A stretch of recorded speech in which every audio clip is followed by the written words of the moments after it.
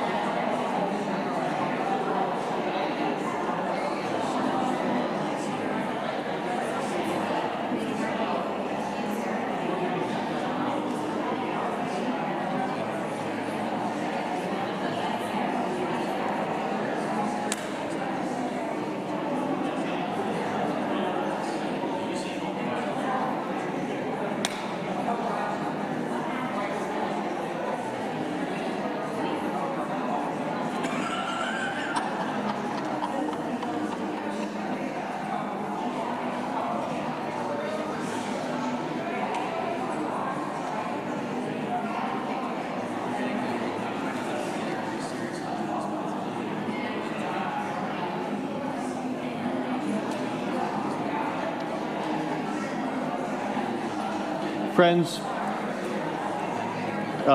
first a reminder, if you haven't already had an opportunity to do so, to put your cell phones into their silent mode.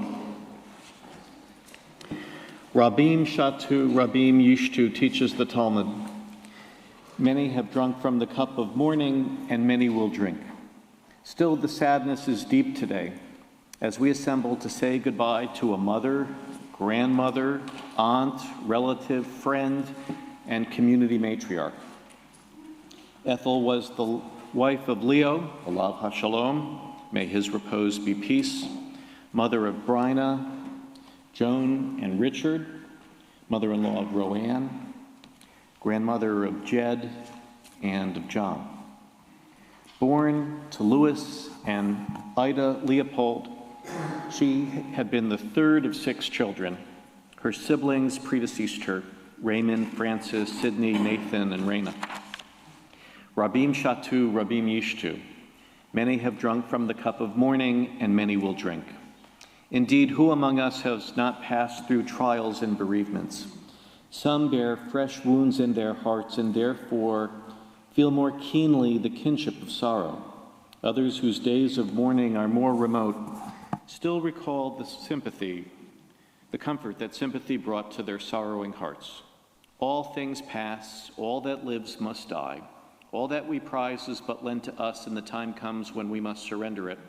We are travelers on the same road that leads to the same end. Acutely aware of life's ultimate brevity, even at the age of 97.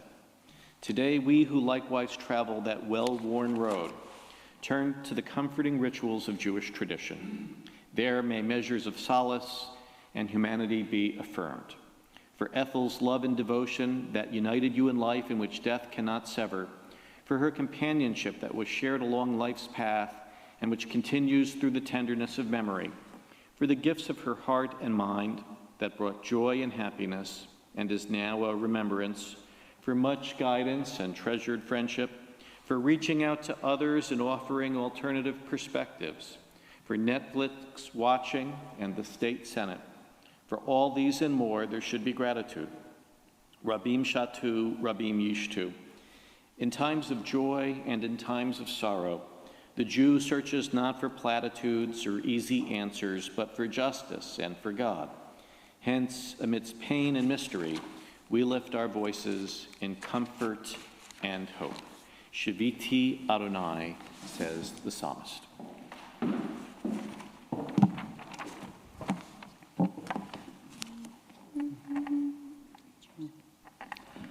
Shiviti Adonai, lenegdi tamid, ki mimini ba'emot. Lachen samach libi, vayakel kevodi, af besari yishkon lavetach. Ki lo tazov nashi lishol, lo titen hasicha lero shachat, todieni orach chaim, orach chaim. Sova samachot epadnecha, nimot b'mincha netzach. Sheviti Adonai, lenegdi tamid, ki mimini ba'emot.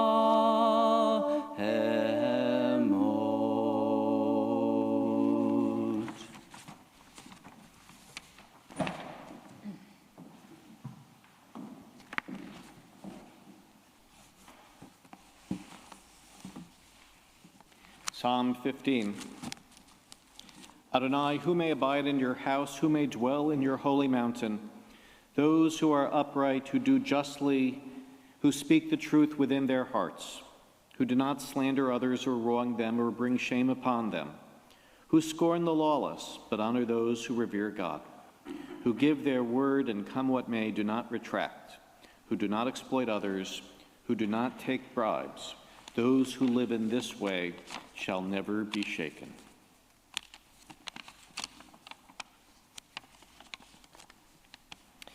L'kol zman ve'et l'kol chafetz tachat hashamayim, et laledet ve'et lamut, et lata'at ve'et la'kor natua. For everything there is a season, a time for every experience under heaven, a time to be born and a time to die, a time to plant and a time to uproot what is planted, a time to tear down and a time to build up, a time to weep and a time to laugh, a time to grieve and a time to dance, a time to throw stones and a time to gather stones, a time to embrace and a time to refrain from embracing, a time to seek and a time to lose, a time to keep and a time to discard, a time to tear and a time to sow, a time to keep silence and a time to speak, a time to speak. Eshet chayil mi yimsa, a woman of valor who can find. She is more precious than fine pearls. Her husband trusts in her, and so he lacks nothing. She does him good, never harm, all the days of her life. She perceives that her labor is rewarding. Her candle burns on into the night. She reaches out to those in need and extends her hands to the poor. She is clothed in strength and dignity. She faces the future cheerfully. She speaks with wisdom, and the law of kindness is on her lips. Her children rise up and bless her. Her husband sings her praises. Many daughters have done valiantly, but you excel them all. I lift up my eyes to the mountains. Where will my help come? The psalm teaches, my help comes from Adonai, maker of heaven and earth. Asa Enai.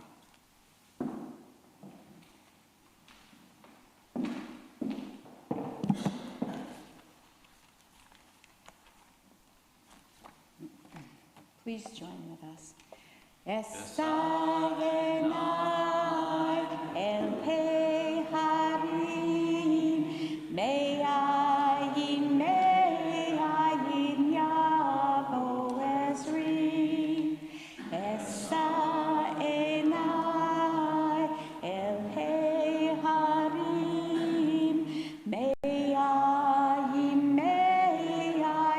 Yavo Ezri Ezri Me'im Adonai Osei Shamayim Va'aretz Ezri Me'im Adonai Osei Shamayim Va'aretz. The psalmist teaches, O God, you have been our refuge in every generation. Before the mountains came into being, before you brought forth the earth and the world, from eternity to eternity you are God. You return us to dust. You decree, return you mortals. For in your sight 1,000 years are as yesterday when it has passed, as a watch in the night. You engulf us in sleep. We are like grass that renews itself. At daybreak it flourishes anew. At dusk it withers and dries up. The span of our life is 80 years and 10, or given the strength 80 years. But the best of those years have trouble and sorrow.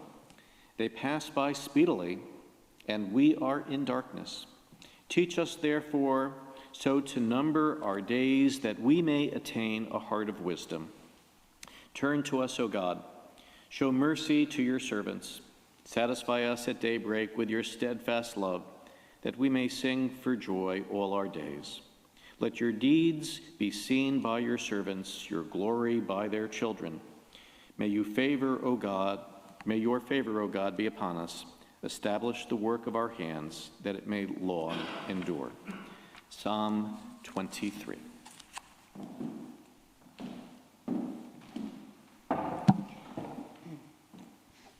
Ethel had great respect for Hebrew, but she really loved the English translation. So I'm offering you Adonai is my shepherd in English because she would have liked that.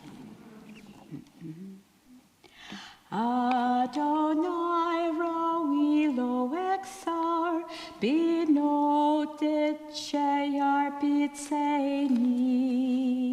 Adonai is my shepherd, I shall not want. God makes me to lie down in green pastures. God leads me beside waters so still. God restores my soul. God guides me in pathways of justice as befits God's holy name. Adonai roi lo esar binot de sheyar bitseni. Yea, though I walk through the valley of death, I will fear no evil. You are with me, your rod and your staff, they comfort me.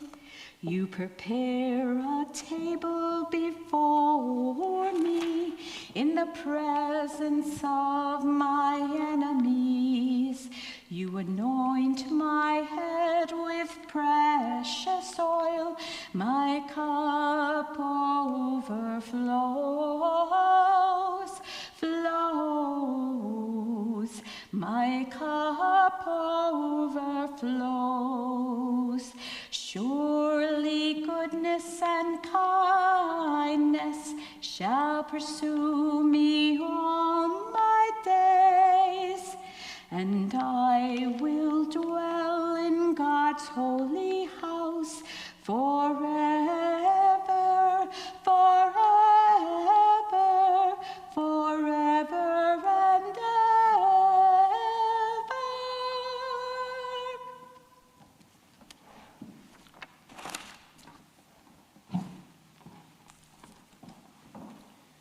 The poet has written, "Birth is a beginning and death a destination, but life is a journey, a going, a growing from stage to stage, from childhood to maturity and youth to age, from innocence to awareness and ignorance to knowing, from foolishness to discretion and then perhaps to wisdom, from weakness to strength or strength to weakness and often back again.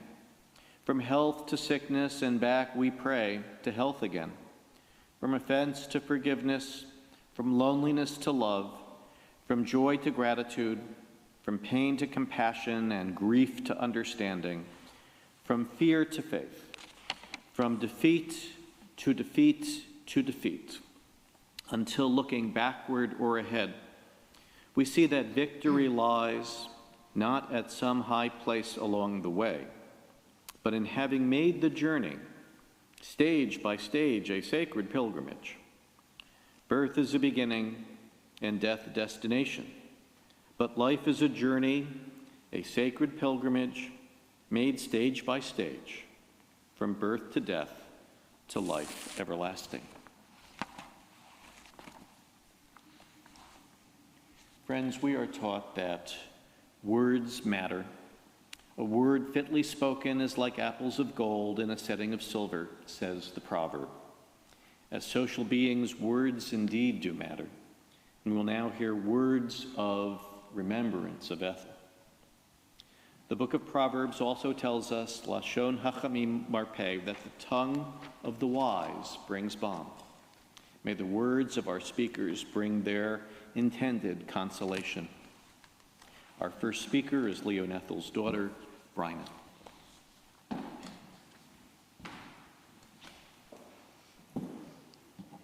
Thank you, Rabbi. And thank you, friends and family, for being here. I haven't cried yet, so I'm going to just cry right now and get it over with. Thank you. Thank you all for being here. Cousins, sister, brother, This past year, since my dad, Uncle Leo died, has given me the opportunity and good fortune to spend a lot more time with my mom, Ethel, Aunt Ethel, and to some, Grandma Ethel. Both of them were adamantly independent. My dad was still driving up until the last 2 months of his nearly 99 years of life. And after he died, my mom gave up driving because she realized she was now old and it wouldn't be as safe to drive with diminishing eyesight and slower response times. Thus, I became the designated driver. It was important for her to stay active and involved, so we went to services more often, and on nearly every Tuesday morning, we attended the rabbi's discussion group. It was during this time she would indulge in some constructive criticism. Often, on our way home from the discussion group, she would say to me, "Bryna, when you speak, make your point, be concise, and stop talking. Then listen." Those of you who know Ethel well will raise an eyebrow on that one.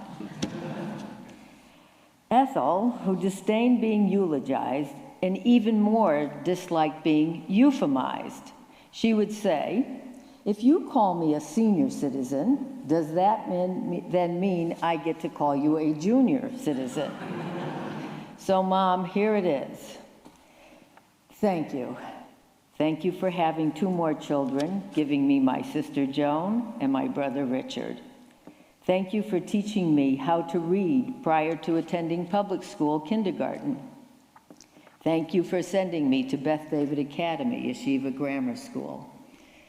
Thank you for playing word games with us like Scrabble, Perquacky, and Giotto.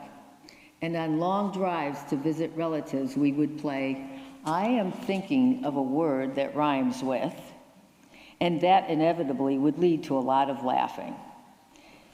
Thank you for making doll clothes and doll furniture.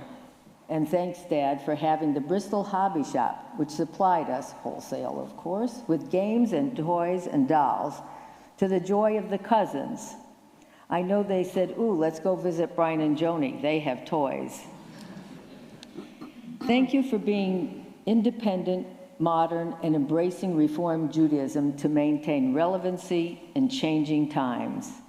Thank you for having the books like the dictionary, the encyclopedia, the thesaurus, and the current literature of the day. Thank you for being practical and teaching us to isolate the problem, then execute the solution. I can't thank you enough, but actually I could go on thanking you and Dad for a lot, and then it would break rule number 2. Be concise. I sincerely thank every one of you for coming today. Thank you.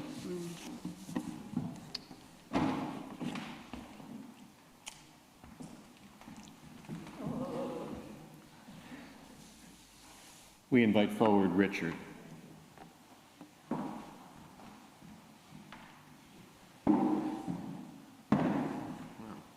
Well, the bar is set a little higher now.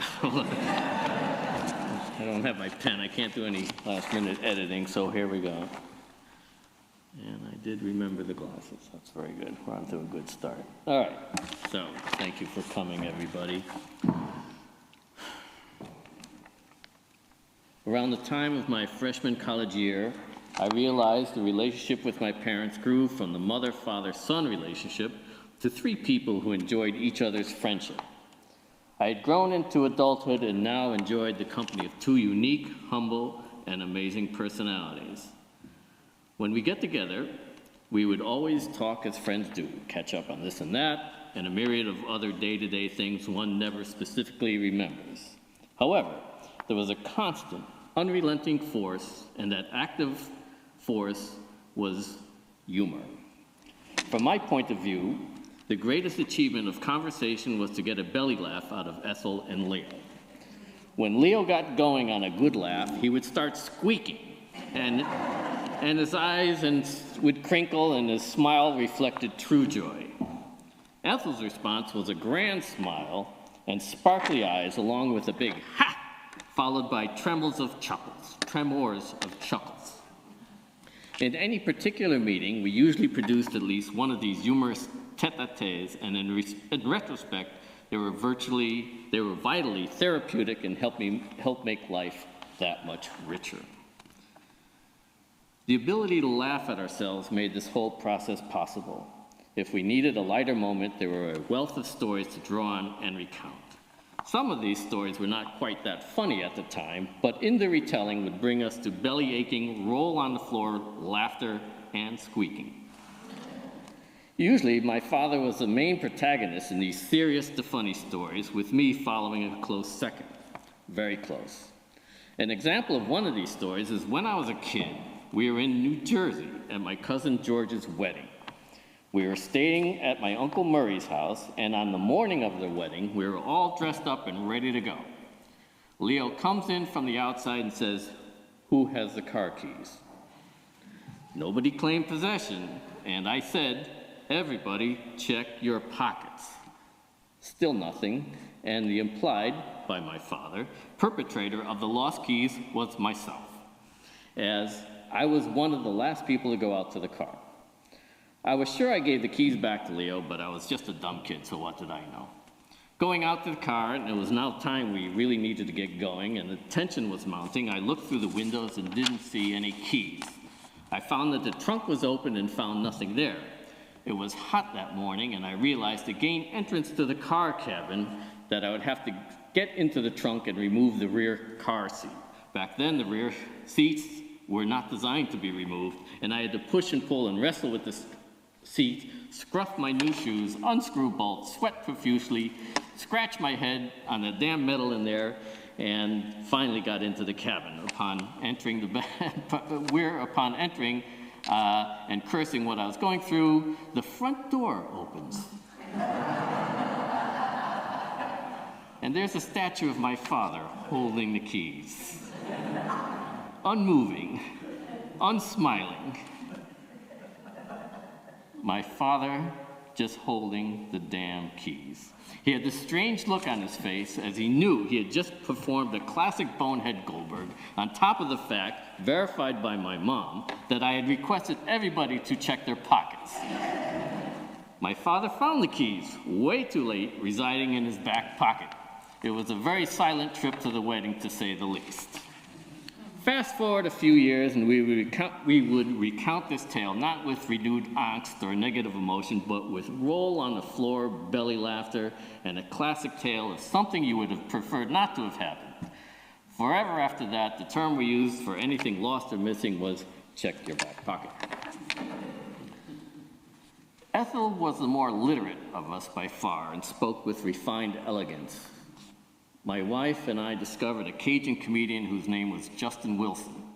He was a TV chef and a stand-up comic, and we bought all his albums. He was a fantastic storyteller and spoke in a beautifully unique and compelling Cajun patois that cracked me up. So naturally, I brought all these recordings to my folks, and together we listened, laughed, and retold these stories to each other. I used to love hearing my mother say to me, "So how y'all are? I'm glad for you to see me, I guarantee." And I just lost my place. So we incorporated this language into our everyday conversation, and it just made us feel good, guaranteed.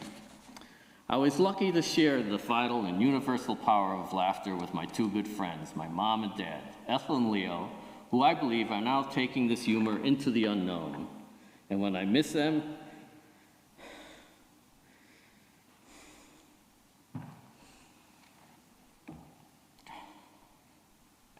I'll be right there, and need a little fond memory, I only have to check my back pocket.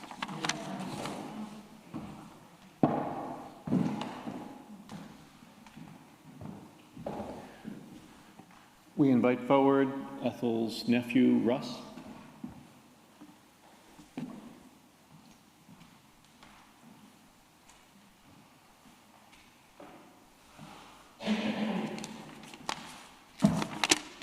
Took me a second to figure out who that was. I am Ethel's and Leo's nephew. Leo is my mom's brother, just for a little background. I am going to read a letter that was written by Shirley Gilbert, who's an aunt of mine. Her husband, Arnie, is also Leo's brother. So now we have all the players. We will be tested on this later. Dear Bryna, Joan, and Richard, I was so saddened to hear about your mother's passing. Ethel was one of the smartest people we know and a dear and caring soul in our lives. She had a never-ending sense of curiosity about people and things and thought beyond the obvious to arrive at truths no one else had considered. The woman feared nothing, and she took as challenges things that would have stymied others. When she visited us in California, she discovered she couldn't see. And it turned out that she was actually blind for a time. When we visited her in the hospital, she cheerfully told us not to worry. She had figured out how to navigate the room where everything was, especially, she said, where the bathroom was. Our kids, Jason and Lisa, all of us were amazed at her bravery under fire. During another visit, she straightened out all of my closets and thanked me profusely for letting her do so while I blessed her with every sheet she folded neatly. I think to this day they can't find their ironing board. We all loved talking to her because she elevated subjects beyond the commonplace and put a new light on them. Although, sad to say, we didn't see her often enough, we will miss Ethel, her indomitable spirit, and her brilliance, but we know she's already learned to navigate her new world in heaven. Love, Shirley, Arnold, Lisa, and Jason. Shirley is one of the best writers in our family, and we wanted to share that. From a personal standpoint, both Leo and Ethel were a pretty amazing influence on my direct family. When our oldest son was about 2 or 3 years old, they invited us to Seder.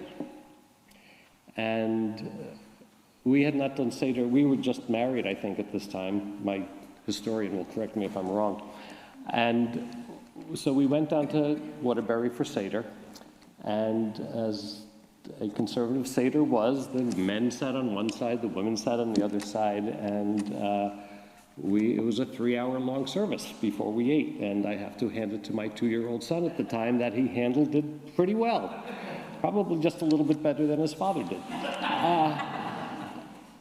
But that Seder was important to us, unbeknownst to us at the time, because shortly thereafter, I'd say within the next year or two, we had our own first Seder at our house. It was just myself and our son, my wife, and neighbors across the street with the father and son.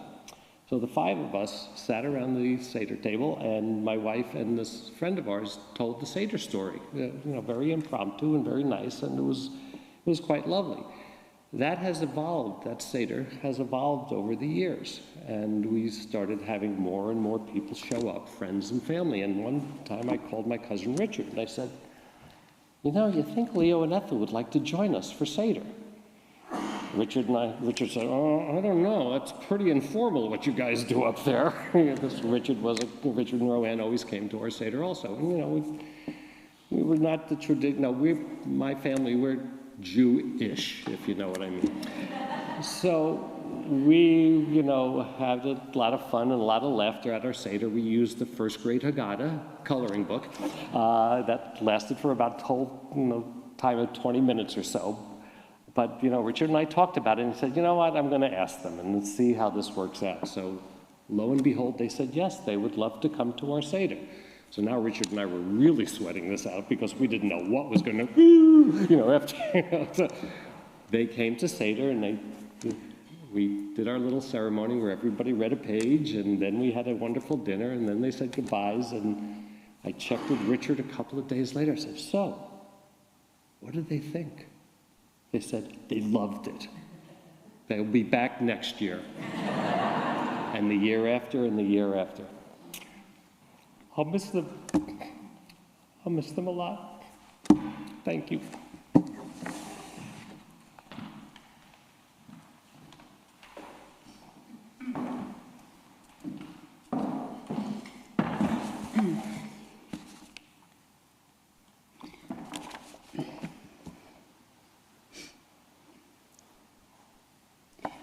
Ethel was my adopted Jewish mother, and she modeled some essential traits when I converted to Judaism.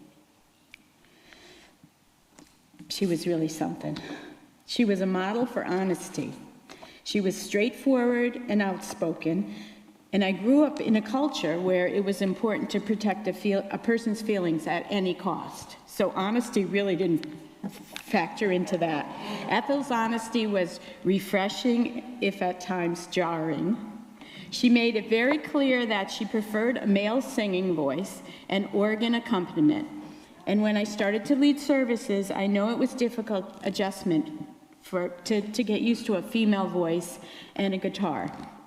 But she persevered, much to her credit, and she adapted, and after Shabbat service one evening, she approached me with genuine surprise, and she said, "Well, that was really quite adequate."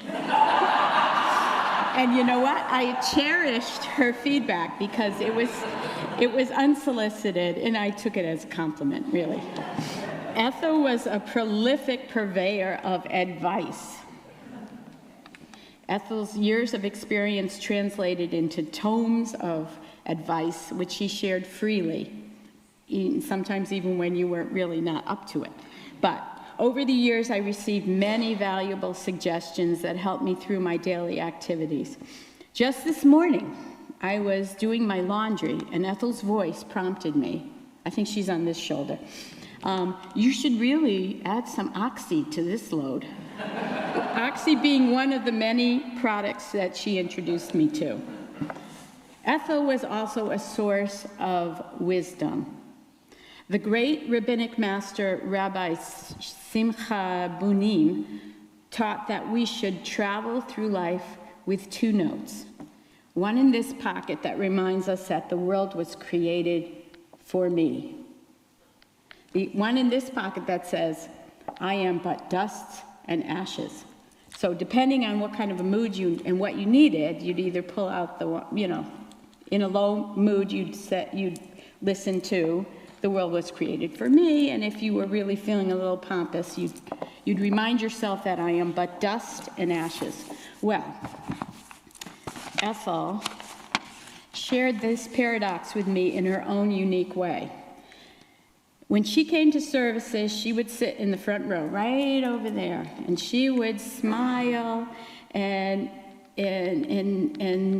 at me as I led the songs and the prayers. And after services, she would often say to me that she liked to look at my face. Now, that was just such a sweet thing. And I couldn't help but sometimes, smile and beam and say, oh, thank you. But then if I made that mistake, she would set me straight. She'd say, oh, this has nothing to do with you. You just happen to be lucky.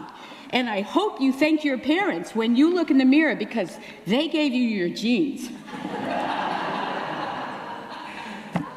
So, in her own way, Ethel shared Rabbi Bunim's profound paradox, that each one of us is unique, significant, and important, while being a mere piece in this mysterious puzzle of the universe called life. Ethel is taking her place on my shoulder next to my father, my mother, my Aunt Marion. I think my Uncle Leslie's over here. And amidst all these departed loved ones. And she will be there for me as long as I live, advising me to use Oxy, encouraging me to be honest, and inspiring me to lead a good life. I will miss her very much.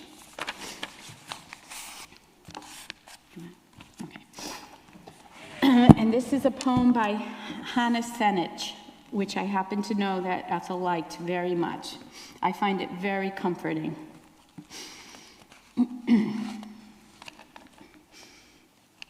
There are stars up above, so many miles away, and we only see their twinkling light long after the star itself is gone.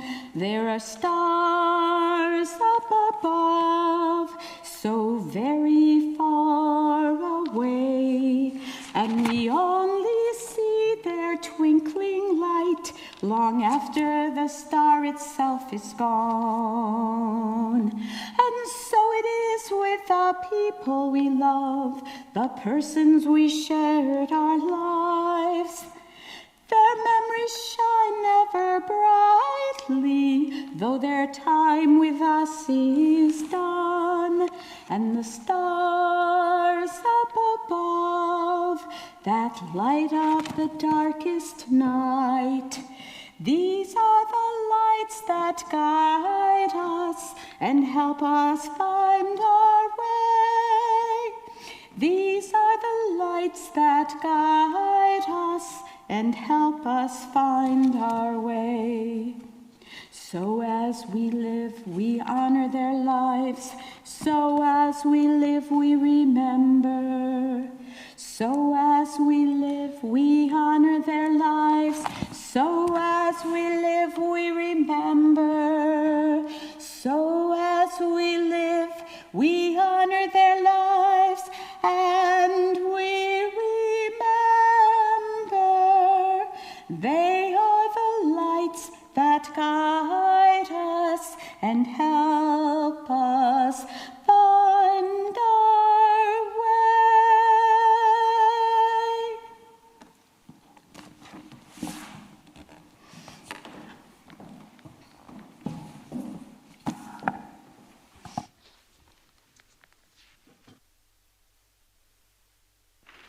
Assuredly, this is a time for Zachor remembrance. Recent days have included Ethel's collapse here at the synagogue, Ethel's death, Leo's first yahrzeit, the communal dedication of a bench in memory of Leo at Hebrew Benefit as part of Mitzvah Day, a Shiva Minyan for Ethel, and now this memorial service. Each event has been an opportunity for reflection on Ethel and Leo's lives, impact, and legacy.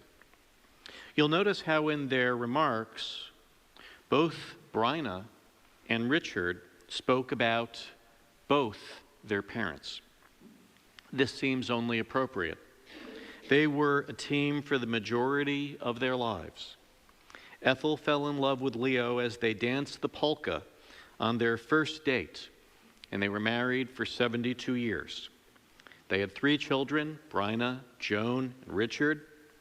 As individuals and as a couple, they likewise left an indelible mark upon all of us personally and on the institutions of local Jewish life. Much was shared. Both were longtime and treasured congregants, role models of commitment and welcoming souls. Both were steadfastly devoted to our Jewish community, with the synagogue itself centering their lives. Even over this past year, as she struggled through tough days of mourning, Ethel re-engaged in our activities and quickly made new friends. As Bryna and Linda will attest, Ethel was back in the habit of closing down this place on Friday nights. Of course, both Leo and Ethel enjoyed friendships and interactions beyond our own community.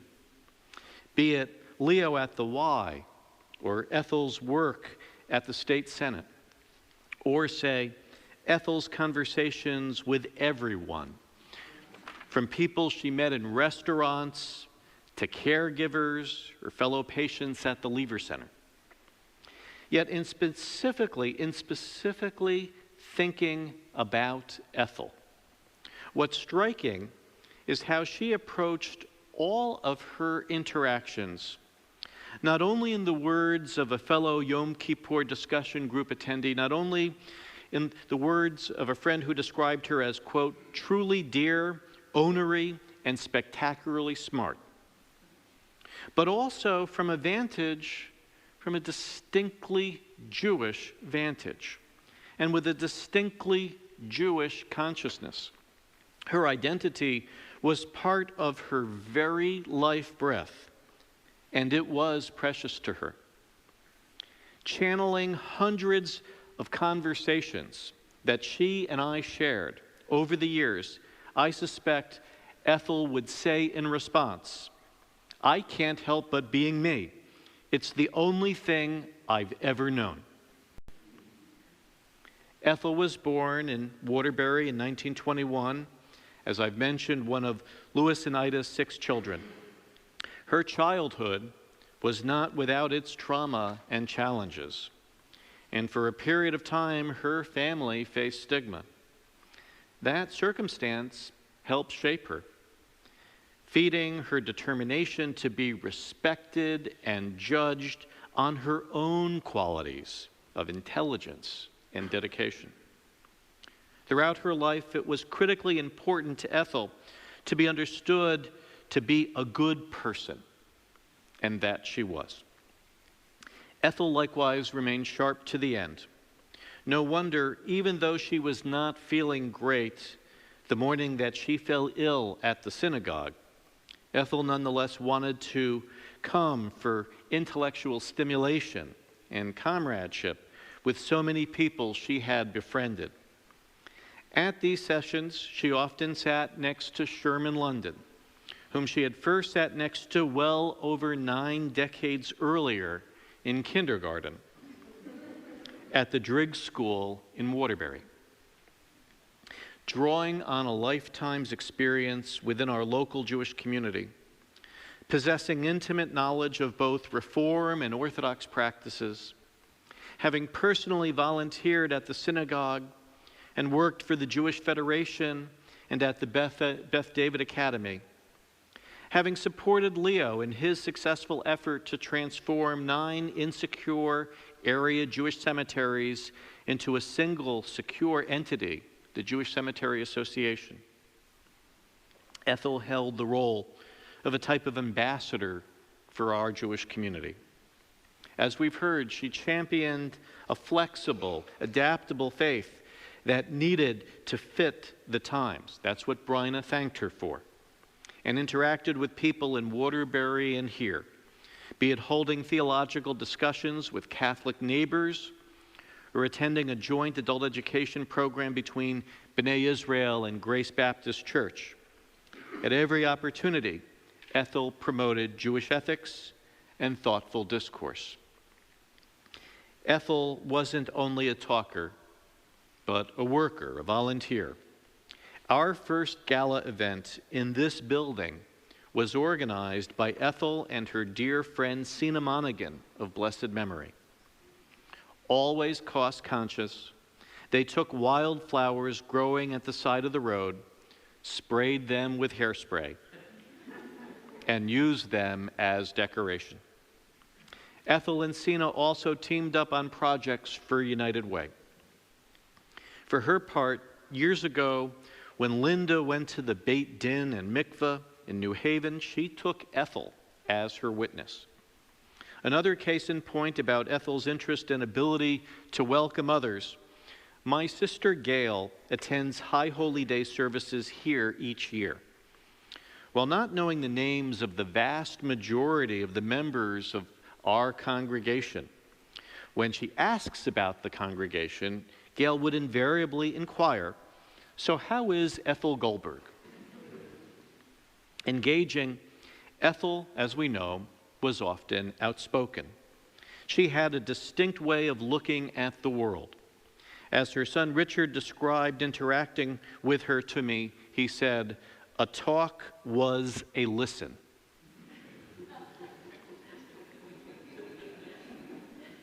This was true.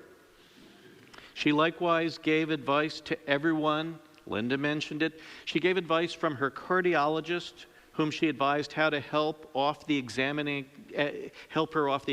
table, and likewise gave a primer on using a hairpin to button buttons. To me, as she continually lobbied to bring more local news into our discussion group, amongst other suggestions. Ethel could also be provocative. She was no prude, and I wasn't at all surprised to learn that amongst the many books she read was what Bryna referred to as the banned books. works like Nabokov and Miller and D.H. Lawrence and the like. The mind's ear can hear a very practical Ethel reading this literature and wondering, humans behave like humans. What's all the fuss about? Still, Ethel did retain a sense of wonderment about the passage of time.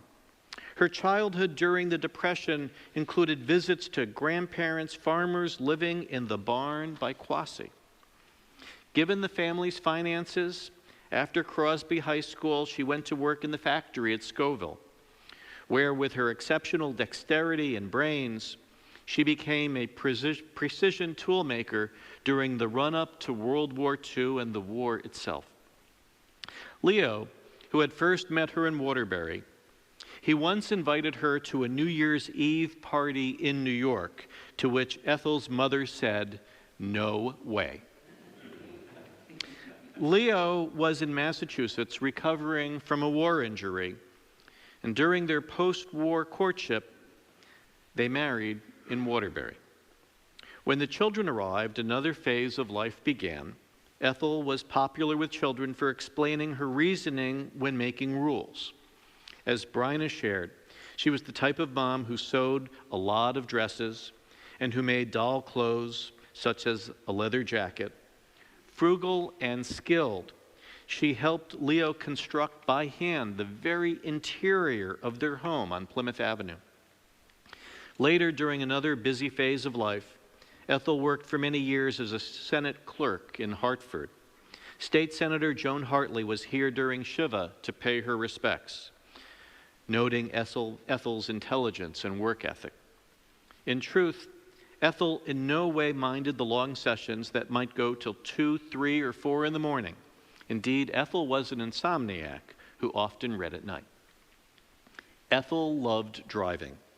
Whether setting out on an unknown excursion or invariably finding her way to Terryville or tearing down Sherman Hill Road at great speed, she enjoyed being behind the wheel. All told, Ethel couldn't believe how quickly the decades passed and she had become an old woman. She was speaking on this very subject just prior to collapsing. Admittedly, in keeping with what we've heard, I have used the term old woman as I wouldn't dare offer others, such as mature adult, as we've heard, senior citizen. For as we know, Ethel absolutely abhorred euphemism.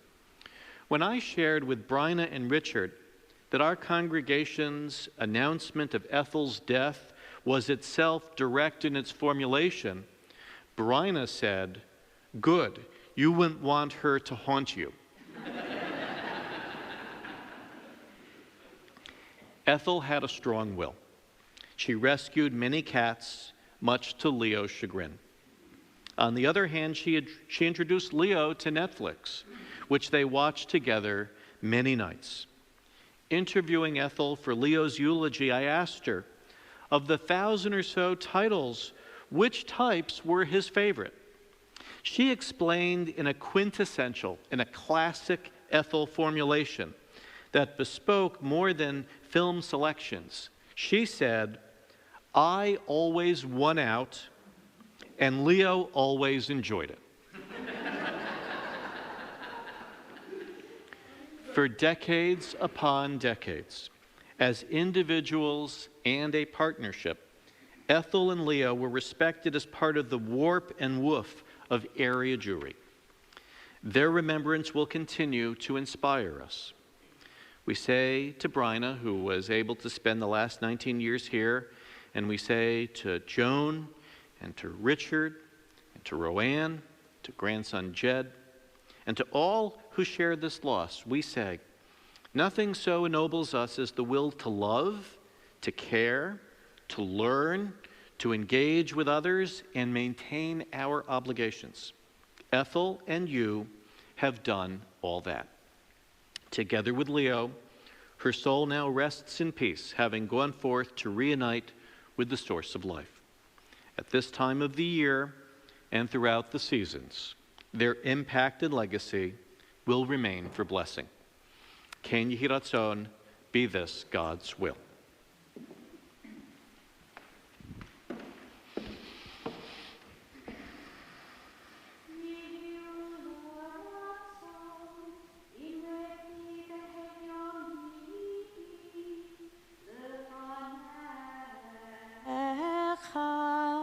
lefanecha. Adonai tzuri vet goali. Adonai tzuri vet goali. Amen.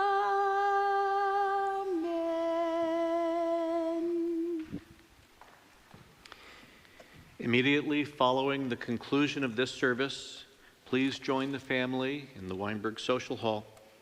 While the ancient Egyptians literally sought to hoard and bring treasures and slaves into the afterlife, Judaism counseled otherwise. The Mishnah teaches, at the moment of our departure from this world, neither silver nor gold nor precious stones accompany us, only learning and good deeds. Assuredly, Ethel has arrived on high, amidst much knowledge and much dedication to others and our people. Here is a poetic translation of the El Malei Rachamim prayer that Linda will momentarily chant. May the source of life, the fountain of all being, open our hearts to compassion and our eyes to wisdom, that we might glimpse in perfect peace and sadness the way of all things. May her memory be for us a blessing, and may we never let the light of her love grow dim in our hearts. May we remember all her worthy and righteous deeds, that her memory be forever bound up in the bond of life. God is our source and our destination, our beginning and our end.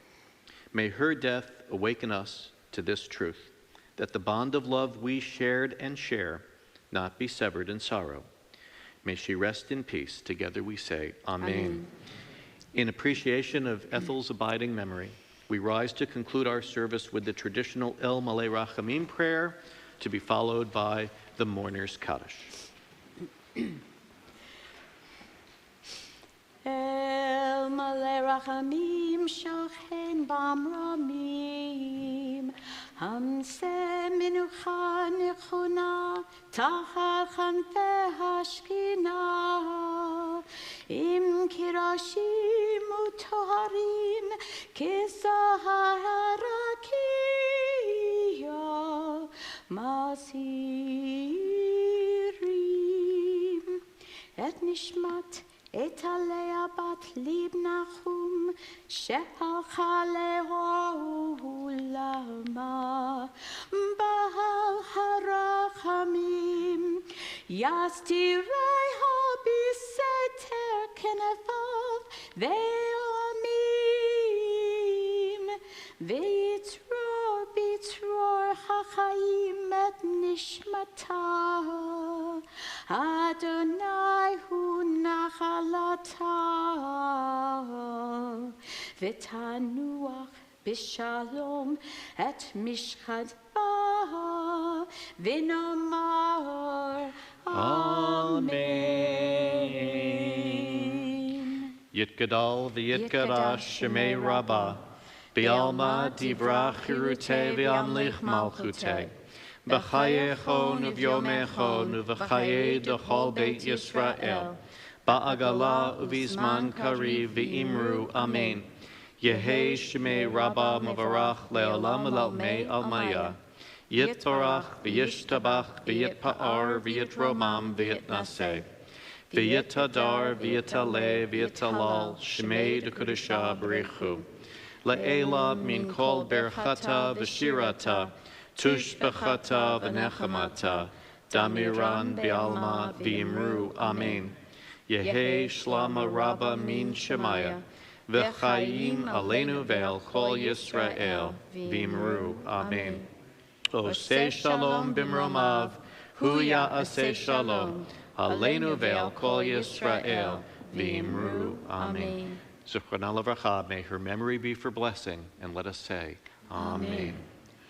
Oseh shalom b'mromav, hu ya'aseh shalom aleinu, ve'al kol Yisrael, v'imru, amen. Yaseh Shalom, Yaseh Shalom, Shalom Aleinu ve'al kol Yisrael. Yaseh Shalom, Yaseh Shalom, Shalom Aleinu ve'al kol Yisrael. Good afternoon. Please join us in the social hall.